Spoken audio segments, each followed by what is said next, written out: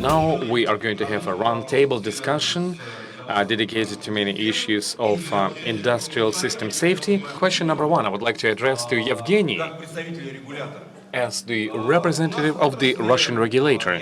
In our industry, I mean the cybersecurity industry, we have several regulators, Federal Security Service Russia, STEP Russia. They are issuing different normative acts and bylaws regulating issue of security in critical infrastructure in Russia. Russian Ministry of Energy is also beginning to issue their own normative acts or methodologies.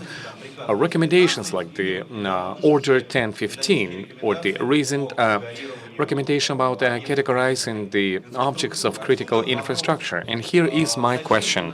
Why does Ministry of Energy issue another documents on top of the other documents which are effective now?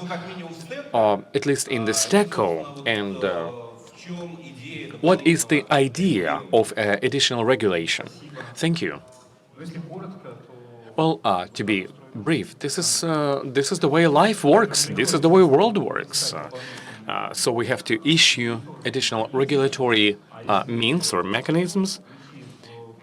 And if we're speaking about the legal aspects, basically the regulatory framework in Russia works in such a way that you have general legislation and industry-specific legislation. And unfortunately or fortunately, the nature of the industry is such that you cannot always describe it in general part of legislation. And in this part, the main legislator is the Federal Security Service and STAC. But there are also some technological aspects of how the energy system is operating. It's uninterrupted processes and the way subjects of this system are interrelated, and the big level of detail, as well as taking into account technical aspects. So we have to issue this new regulation. Moreover than that, we are pursuing different goals than those which are pursued by other federal executive bodies which are regulating processes of cybersecurity. On top of the safety and security of energy system and the fuel and energy complex, we have to ensure the steady growth of the industry in general. And on top of the goal of ensuring the stability of the system. This Order 1050 or 1055, I guess the main goal to us, one of the main purpose of this order is building within Russia competences to do forecasting, to develop professionals in remote monitoring and predicting the behavior of technological chains. Thank you. Alexey, you are on the side of consumption in this field, and you are working within this regulatory framework. Just how much, to what extent do you need this additional regulation by Russian Ministry of Energy? Or speaking of STEC and FSB or Federal Security Service, do you need regulation from them as well? First, let me say a couple of words about our company. We are a natural monopoly according to the federal legislation, and the ownership structure is such that this is the public company, but the government owns 100% of shares. And we, like many other public companies, have to fulfill the legislation. As for the need in this kind of documents, of course, we need this kind of regulatory documents in addition of the general federal legislation. For example, Federal Law 188, then documents like 256. It's a federal law on anti-terrorism efforts. And this is the document which is imposing certain limitations about securing fuel and energy complex facilities, not only in terms of informational safety and security, but also in terms of physical defense, anti-terrorist defense. There's an article number 11 saying that electrical facilities and companies have to build a protection system for their communication systems, and this falls within the competence of the Ministry of Energy. So here we have to go hand in hand with them. We have to look into what is needed by the Russian fuel and energy complex to develop their regulatory framework, because we all do realize that the Russian regulatory framework is not harmonized, is far from being harmonized. So we do have this kind of laws and bylaws, which eventually may be helpful to build the protection system for both physical safety, for information safety, to do it more streamlined, which will be in line with best practices as well as constantly evolving legislation. Thank you, Dmitry. What is the stance of Transneft on the issue? I would like to support our colleagues. But as for the methodology of declaration, we've been through that a little bit before the Russian Ministry of Energy issued these normative regulatory acts and documents. But generally speaking, if we are speaking about the regulatory requirement, STEC has some methodological regulations. It's government order number 17. For 239 regulation, they are promising to give us something, but they do not deliver on this promise. And I believe that if our industry-specific regulator, which is the Russian Ministry of Energy, would come up with certain standardized rules and regulations, it would be easier for us to understand and navigate. At least already now we would know what is expected of us by the Russian government, by the regulator, and where should we move, because these requirements are laid out in such a way that you can interpret them in any way possible with a certain variance. So I would second to our colleagues, yes, it's a good initiative, it's a needed one. Thank you. So basically you are supportive of regulator number 3 in cybersecurity. With your permission, I would not treat the Ministry of Energy as the regulator number 3. It's like a big brother, which is sort of telling you what to do better, how to behave yourself better in a way to build a more productive dialogue with the regulator. Evgeny, since we've mentioned already the remote monitoring, 2 of the previous regulators, which I've named, unfortunately, they were not able to be a part of this discussion. STEC and FSB, they have a very clear position that it is not great when the critical infrastructure is being monitored from the outside of the country. And we know that many facilities within the sales agreement for equipment of different automated systems, they imply remote monitoring by the manufacturer. Sometimes this manufacturer is outside of Russia. What does Ministry of Energy think about it? And since you said not only you are responsible for the safety and security, but you also know all the in and outs in the industry, and unlike STEC and FSB, which can say no, you shall not. If you will say no, we cannot do it, the whole industry will come to a halt because there'll be no support, there'll be no work of this equipment. What is going on? Not in terms of what can be happening in the future when everybody will be removed to managing processes from within Russia, but what's going on right now? Well, our position on the issue about this order that you've mentioned, we've defined our position. It's very clear, and here we are not going to argue with very much respected agencies responsible for the safety and security of energy system. It's a critically important system in terms of safety and efficiency, not only of the industry, but of the country as a whole. And we would not want to see the situation when the online monitoring system would be done from outside of Russia. And in this way, certain primary data could be traced, could be obtained by other actors who are outside of Russia. So this proposal has been already formed, and this proposal has been forwarded to, which is basically to create the data centers in Russia. and to have an opportunity to work with this primary data, and actually, we've had a very long discussion. We gave a lot of time for the companies, for all the non-Russian suppliers to get ready to that. It's about in August this decree came into force, and on one hand, and all those dialogues, first of all, people would be at odds with it, but now at least all the things related to gas turbines, which was a very sensitive issue.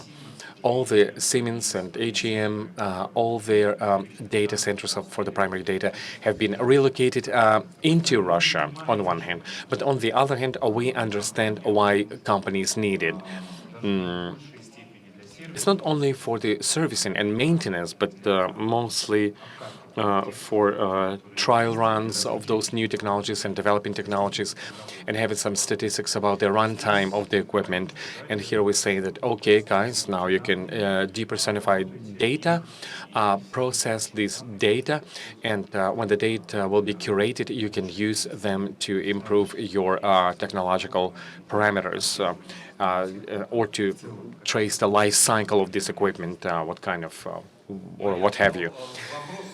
Okay, it makes sense, but my question is that, okay, it's a critical infrastructure we're speaking about, and the consequences could be quite dramatic. But at the same time, for many years, maybe for many decades, these systems have been operational, okay, and nothing bad was happening to them. We have some apprehensions that these some kind of malfunctions may happen, or it's like a general rhetoric and general idea, not to build like a new iron curtain, but at least to clear the boundaries also in cyberspace for the future, in case something bad will happen. So we're sort of like getting ready that Russia may experience some unfriendly moves in the cyberspace against it. You are correct, like nothing bad was happening for a while, but it was not happening, in our opinion, only because nobody was ready to launch this kind of adversary actions, and there was no understanding that cybersecurity may have some impacts on the technological systems. Directly can impact the situation of the country. Let's say to have an impact on the geopolitical issues. But now, when we have some really clear examples, for example, Venezuela, Argentina would be the next one. And before that, even United States of America and Canada, when there had been some blackouts when several millions of people are affected, and when it has a very adverse impact not only on the national economy, but also it kind of spurs some political aspects. People begin to think about this more, and in this regard, not only us, but also the Russian government. It was not in vain that we have the law on cybersecurity and on the critical infrastructure. We're looking into that quite proactively, but again, as a regulator, I will say that on top of protection, we want to build up our competences. This is why we are saying we need more professionals inside within our country. So having an iron curtain without domestic competences does not make any sense. We're going back to the Stone Age. So all these unfriendly steps, they have been expressed constantly in power generation. You and I remember the problems of building the generation based on the gas turbines on Crimea, for example. And having our own in-house competences and having the capabilities of the ICS guys and programmers who would be able to sit down and without involving some foreign assistance to upgrade it and to launch it, which means that these competences are growing and probably we are moving in the right direction. Thank you. Dmitry? What is your take on the issue? Are you supportive of this position that, yes, we have to work on it locally, or is it about differential approach, like for some systems, remote monitoring is okay without any local, like component, or it's okay, you can simply stream data without any supervision? I'll begin with the end.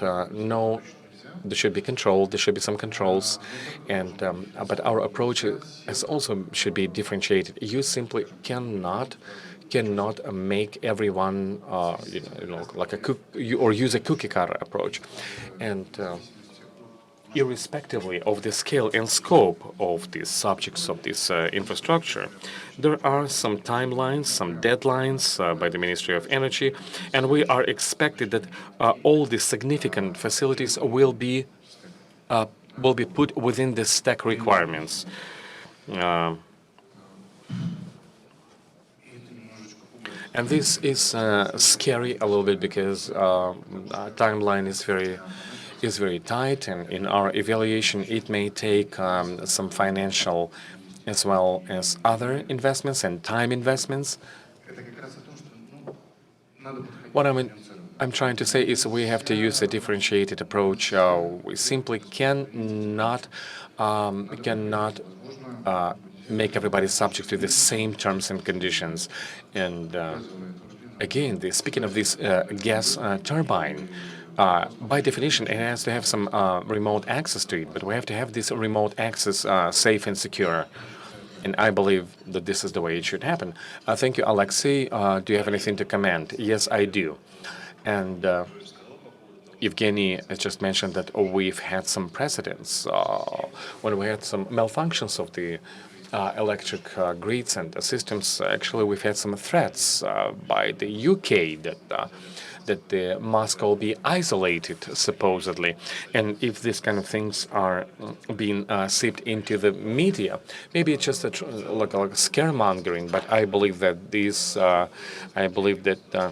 government has chosen a very clear strategy, like it was mentioned, building a sovereign internet, building technology which would be able to ensure safe and sound work of the Russian industry, Russian internet segment. And I think it's a general trend. We can give you a couple of examples when the personal data protection and the personal data has to be stored in the data centers within Russia or internet, or building your DNS gateways to make sure that internet is working properly within Russia. It's not about isolation, it's not about Iron Curtain, but it's simply about ensuring secure operation of all the Russian governmental bodies and the industry as well. And the Ministry of Energy is moving along within this trend.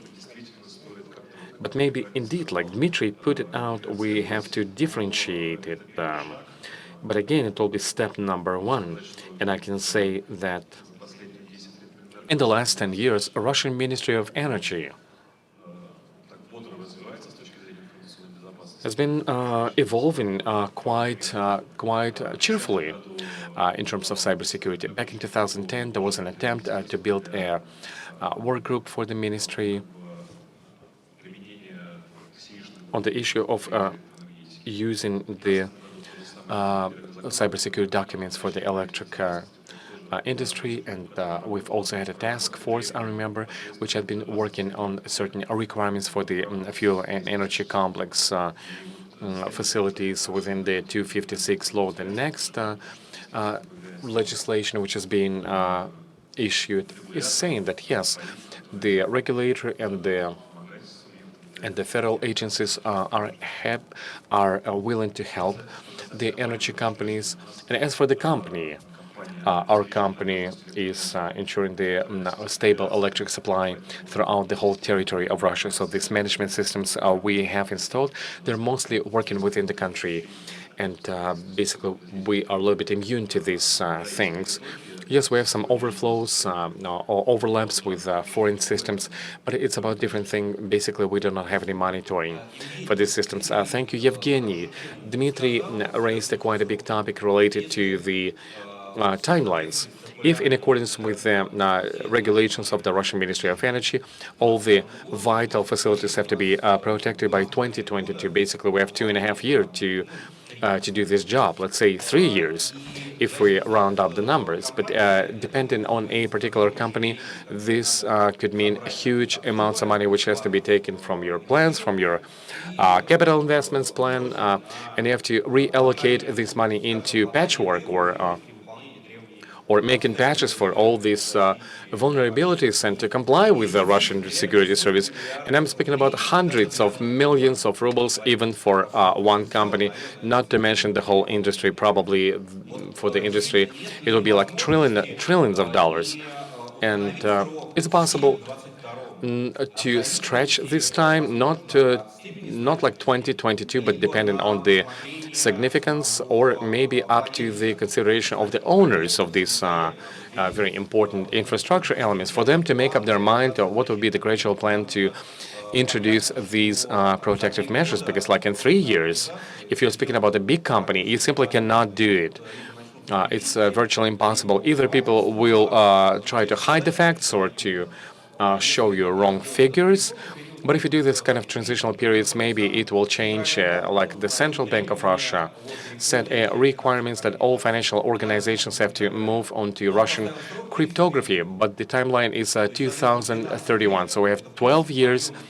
It's quite a measurable time in which you can do it. Now, like 3 years, but the scope of work is even more than what is allocated to financial organizations. Do you have an idea about extending this time for all the stakeholders? I have several points on this issue. Number one is more like a joke. Russian laws are very strict, but they're not mandatory at the same time. Strictness of the Russian legislation is compensated by the non-binding character of this legislation. Let's see how it's all will be implemented. Let's monitor the situation. If company will say, oh, we're not making it in this time, in this 3 years, we need some more time, we will extend this deadline. I do not think it will be a problem. On the other hand, like today we have been speaking about methodologies and categorizing it.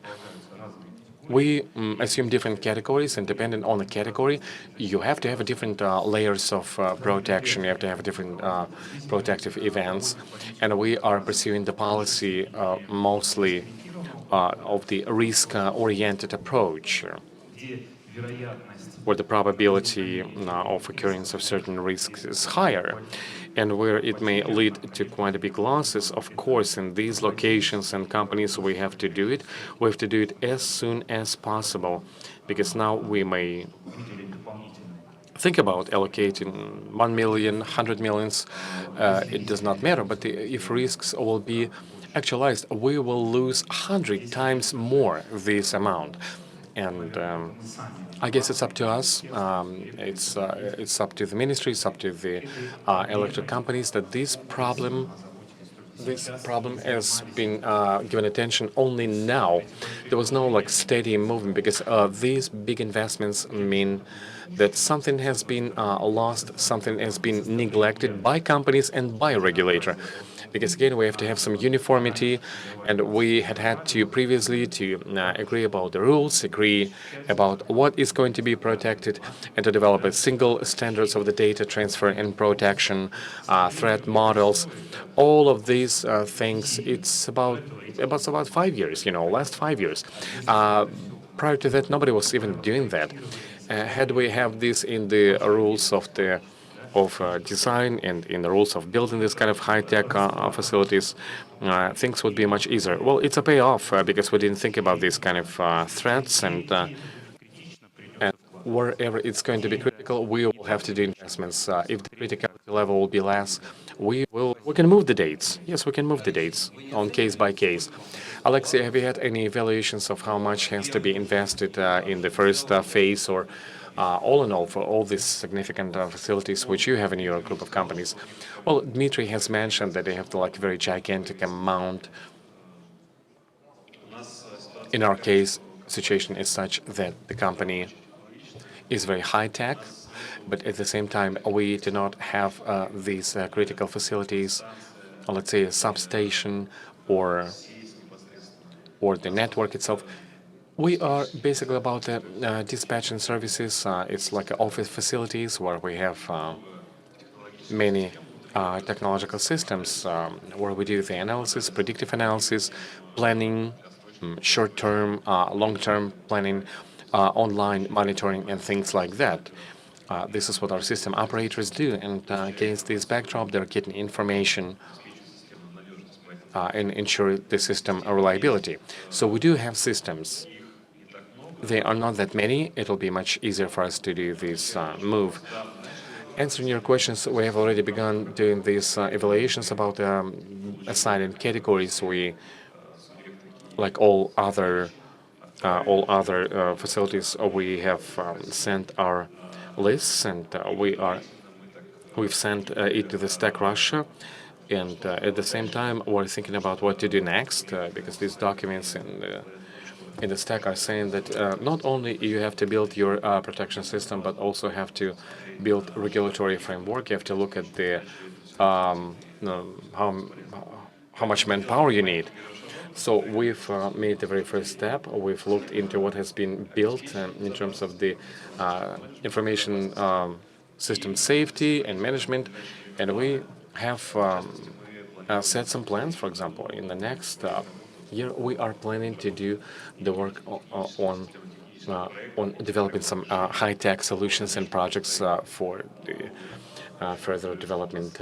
But again, we do not have this many critical level facilities which may require very heavy investments. And more than that, I've already shared about that several times, that the system operator, let's say the security department, have been doing the protection system design and development. And speaking about some monitoring systems, the systems which have the control to them, we've developed the security systems, which has been approved with the Stack Russia, and we've been based on the order number 31. And we are a little bit more ready because we do have some programs. But all in all, sure, it will take some additional investments. But our initial estimation, it's not going to be like a lot, but it's going to be difficult nevertheless. Dmitry, do you have anything to add to that? Yes, I do. Our procedure of assigning categories have been completed. We've made the very first cautious attempts of evaluating of what will be needed to comply with the order number 235. We haven't completed the work with the 235. Now we are in the process of analyzing internal requirements which have been adopted in the company since the year 2007 to make sure where we need to improve our work. But as going back to this order number 235 to ensure safety, security is built in like a department which will be in charge of this whole security topic. As for the numbers, I cannot give you the numbers for obvious reasons, by the cautious estimations against these volumes which we have identified in our company annually to reconstruct the automation system. And for the maintenance of all these things, it'll be about 20% of the cost, of the total cost. And here we have a question. So when we take a quite significant amount of money from the modernized sites, at the same time we are trying to provide security for them, I'd say there is a contradiction here, a bit inconsistent. I would say economically invalid. So, but we'll look closer to this. We'll try to calculate what it is. But according to our estimate, it's not going to be cheap. And this is just about the realization of the order 235. And here I would like to ask my question to Evgeny. Going back, you said that yes, we look at those spots where it's more critical. For less critical, we'll let you do it a bit later. But again, going back to your yesterday's presentation, are you going to develop some additional metrics for us to be able to understand what should be done first? Or we will just be based on those criteria of importance that we have so far? Yes, it would be logical to develop the criteria, and we won't be able to do it on our own, and only the industry community need to initiate it. Let's say the categorization requirements should be more looked at, and categorizing should be based on some economic parameters, on assessment of consequences of the threats that are possible. I'd say it's a two-way street, and if it's necessary, we are ready to do that. We do feel it's necessary to do. We do it for the energy sector, and if it's needed to be implemented in oil and gas industry, so we'll do. So at the Ministry of Energy, there is a working group, and October 1st, they'll have their next meeting. So do you plan to bring up those issues during the working group meeting? Maybe the representatives of other companies would be interested in that from the electric energy sector and the oil and gas sector. So yes, let's bring it up. I agree. Yeah. Thank you. So we had half of our panel discussion, so maybe some of you have questions from the floor. If you do, so please raise your hand. You'll be given a mic and you will be able to ask a question. Good afternoon, colleagues. I would like to learn your opinion on this. Modernization practice of ICS sites. Does it have a categorization? So, and in which way it should be done? So how do you look at the stack requirements? Did you have this experience? Because modernization is an ongoing process. So we passed categorization, so we got the results from the stack, so we continue modernization.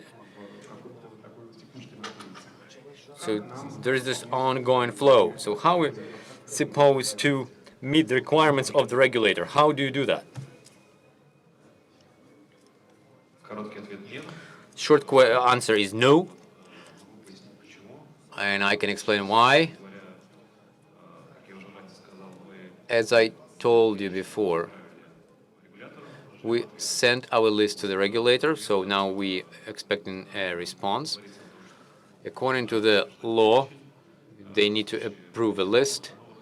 If there will be new objects or modernization, so we'll introduce changes. We understand there are new IT systems that should be categorized, and we're ready for that. But we decided to make this first step to get the final list and then introduce changes into it when it's needed. So that's why we don't really have practice. We do understand it should be done, but so far we're on standby.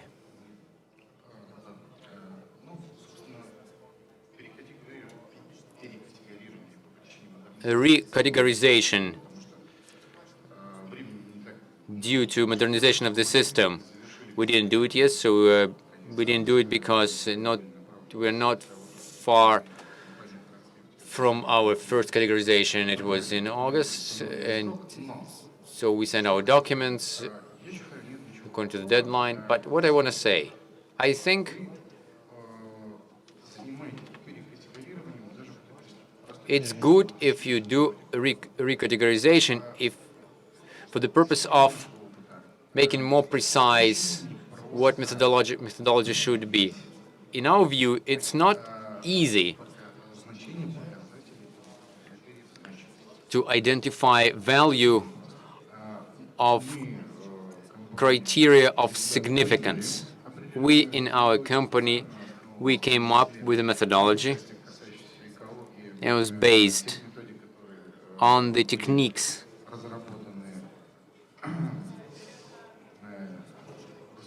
that were developed for the environment area, done by Rostechnadzor, Russian technical supervision. So we did it according to the requirements of industrial security. And later,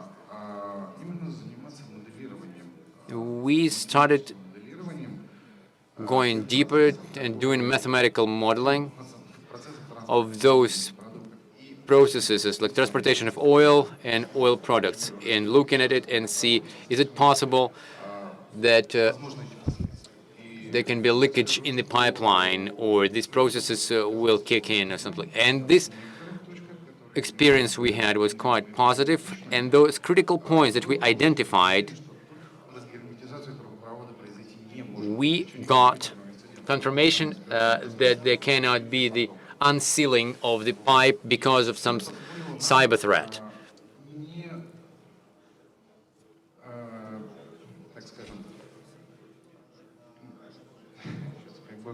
How to put it properly?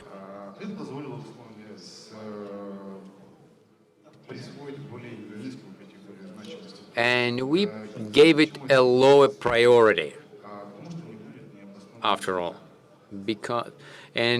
So why it's important? Because you won't have an unsubstantiated spending. Since those processes are quite new for all of us,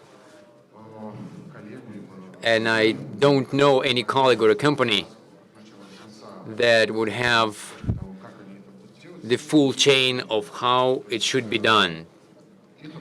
So they're all building it. So you did it once, you do it twice, third time. I think it's not bad when you do it. How many critical objects do you have?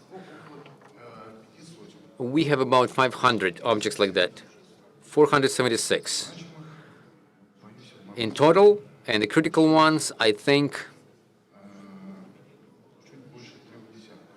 little more than 3 dozens. 7%, right? Yes.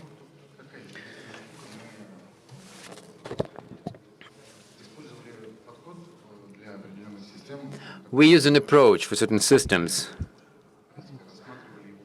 We were kind of making the object larger. We were looking at it more comprehensively.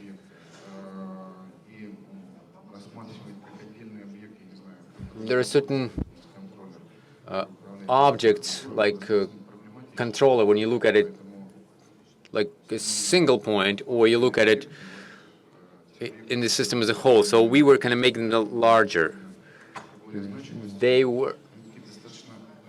So those objects that were critical, they're quite big.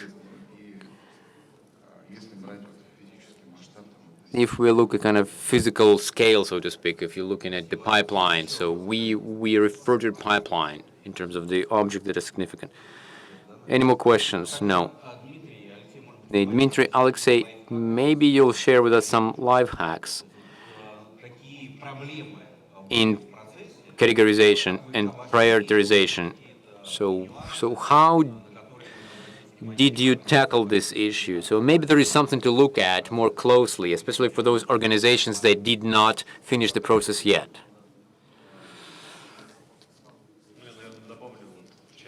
I would add here, quantitatively, we had certain problems. So we had initial assessment.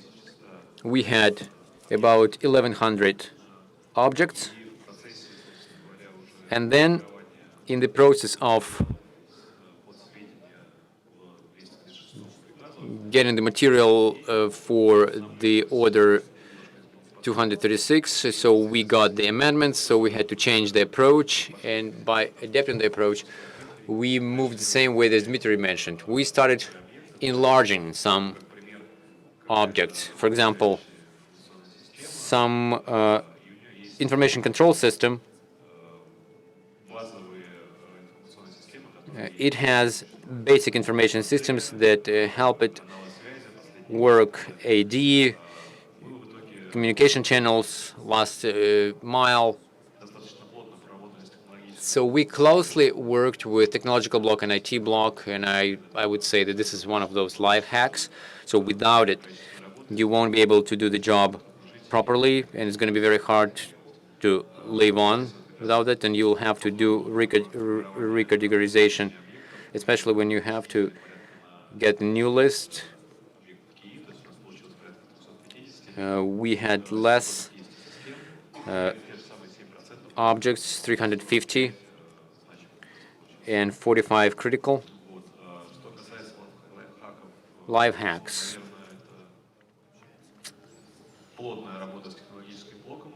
Close work with technological block, because without them, you can't realize what are the key sub-processes that provide for key processes and what are the processes work in them, so it wouldn't be impossible because we have a lot of them in different ones.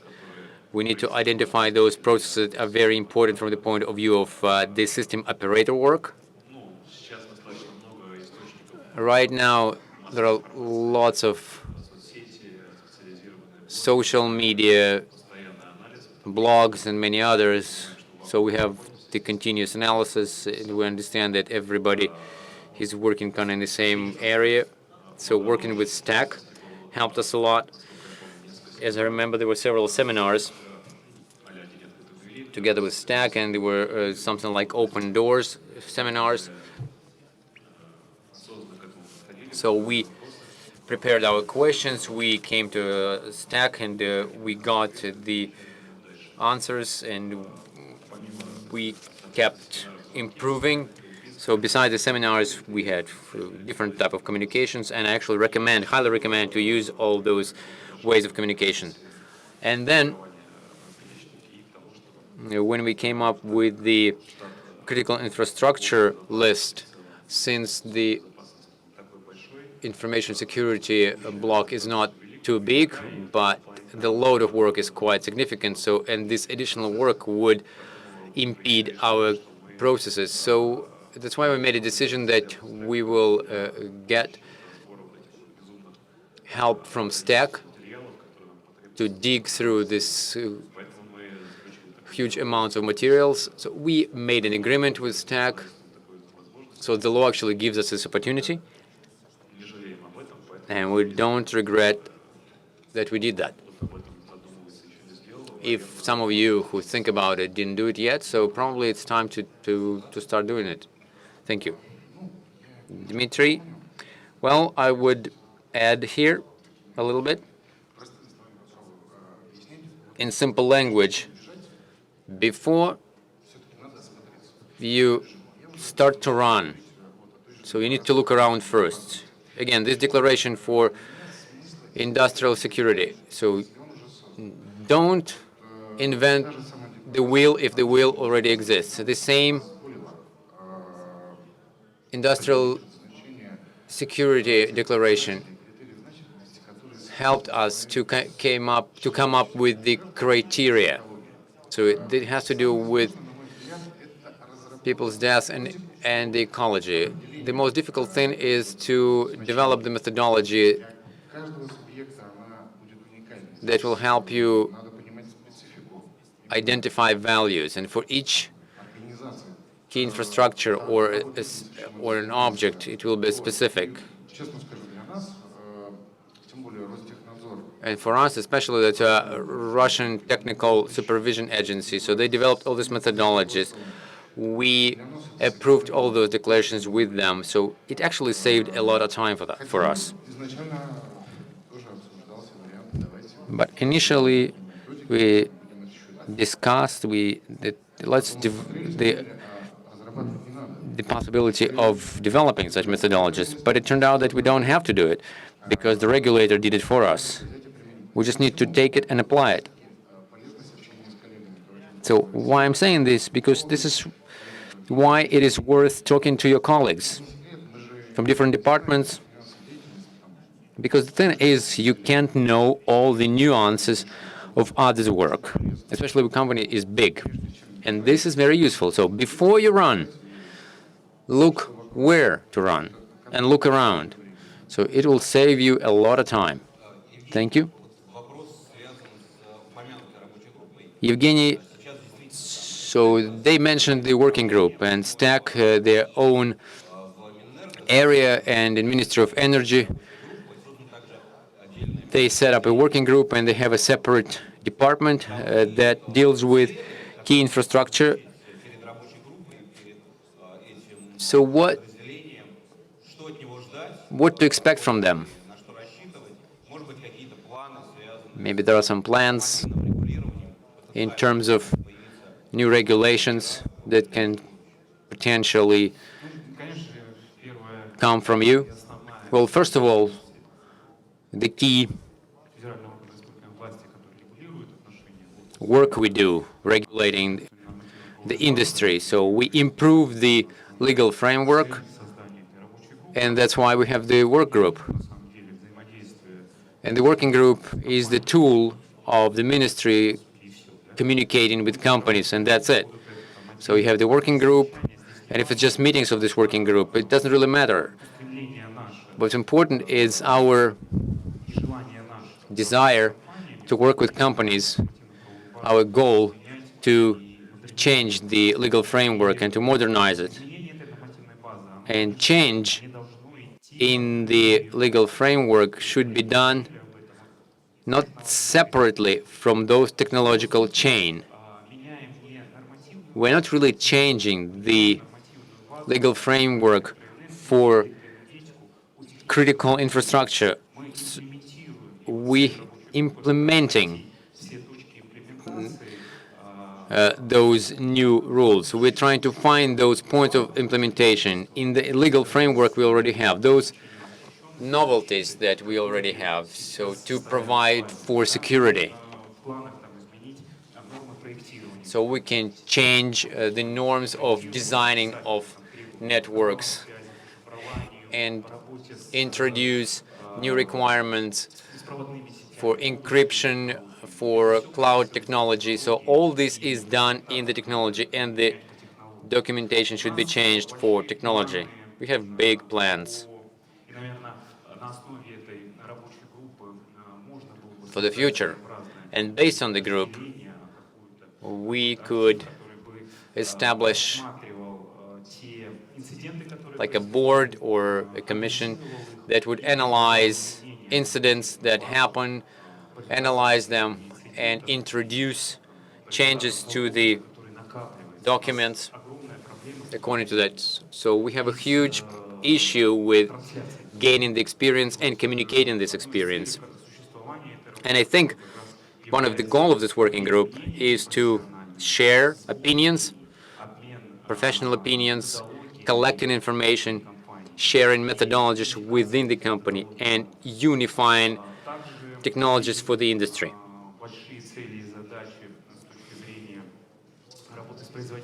Also, another goal that we see, it's important, it's working with vendors, with digital equipment. Back to a question, why 10, 15 years ago we didn't think about it? Because we used analog. We didn't have digital, and nobody was thinking about any security at all. That problem didn't exist. Right now, we have the general digitalization track that government announced, and so we need to use more means of sharing data and processing the data, and here we have new threats, and these new threats, until we come up with unified standards to enter the energy system in terms of developing the equipment. So we'll have a zoo. We won't be able to know how to work with that zoo. Again, it's quite a significant amount of work. Another pile we need to tackle, this is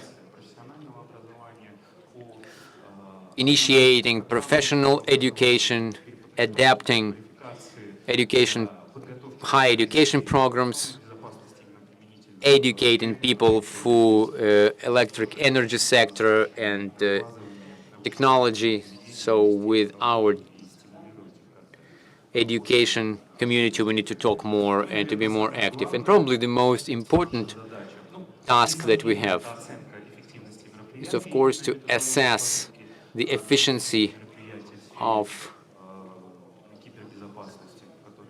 different efforts in the cybersecurity area.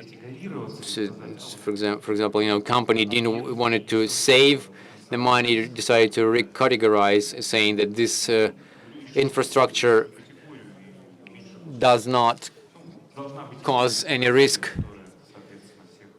So to avoid this, we need to have one single methodology so that the subjectivity wouldn't be in the game. And another thing for the ministry is to develop the threat model, the response model, and working with this model, because we have lots of energy infrastructure sites that will need that. And we need to develop those different mechanisms and protocols for emergency situations. Thank you very much. I have a question to Dmitry and Alexey. It's not about categorization, it's about assuring security. So different orders, 239, 235, CE.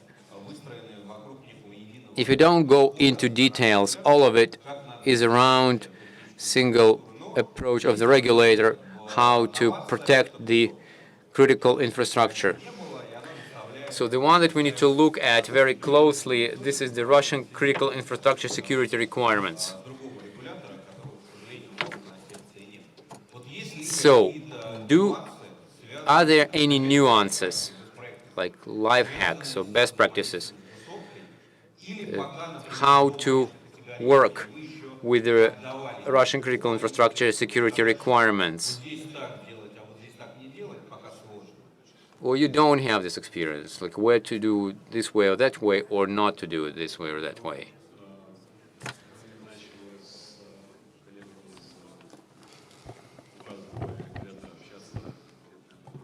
We started working with the regulator that you mentioned this about a month ago.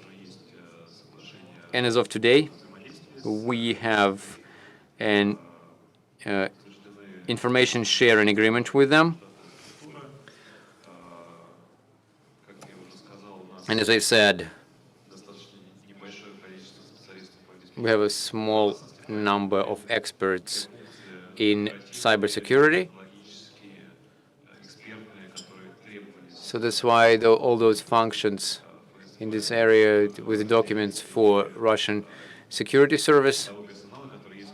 So we divided those responsibilities among the personnel in the company. So nobody's going to tell you how many incidents we had. So there may be some viruses, and we do interact with them on this. Right now, we don't have automation tools in this area, so we are moving towards that. And I think we sort of going the same way as our colleagues from Transneft. So what we do now, we exchange electronic messages. Our colleagues quite actively work in these directions. We get quite a significant amount of information from them, and we use it for our system. We have a separate monitoring department. They get the information on threats and viruses. We analyze the network. We're looking at similar vulnerabilities. And as I said, we started it in 2016. We're doing it consistently. We're not doing it in a rush. We do it properly. So the information exchange should be properly set. Life hacks, I'll probably say the same thing that our stack colleagues. So the regulator is not afraid of questions. They often come to different conferences for similar formats, and you can ask them those questions. They introduce their colleagues. They're open for communication. And as part of our work, we use this forum channel through calls, through messages and correspondence. and for our colleagues from the official authorities, it's okay. So we all should do it.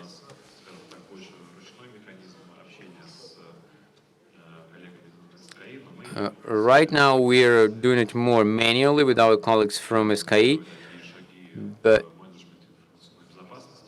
we make first steps in the information security areas. So we're categorizing our assets. We started this work a little bit before the law 187 was issued.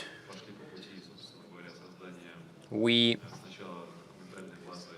first establish a document database with processes we have.